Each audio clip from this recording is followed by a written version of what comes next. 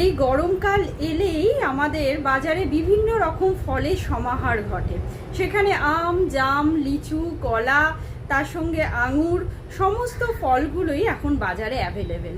এবং এই ফলগুলি আমরা যারা স্বাভাবিক আছেন, মানে যাদের রক্তে সুগার লেভেল কম আছে, তারা কিন্তু খেতেই পারেন।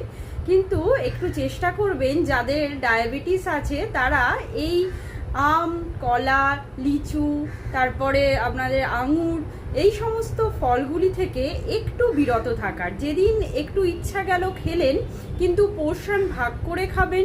তার পাশাপাশি যেদিন খেলেন অন্যান্য খাবারগুলিকে কম রাখার চেষ্টা করবেন এবং এক্সারসাইজের মাধ্যমে এক্সট্রা যে ক্যালোরিটা গেইন করলেন সেটা চেষ্টা করবেন বার্ন করে নেয়ার। তাহলে আপনারা সপ্তাহে 2 দিন এই সমস্ত ফলগুলি খেতে পারবেন।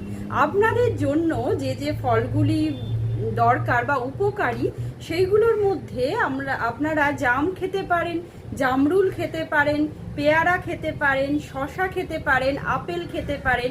এই সমস্ত ফলগুলি আপনাদের ডায়েটে আপনারা রাখতে পারেন। নমস্কার, সবাই ভালো থাকবেন এবং সুস্থ থাকবেন।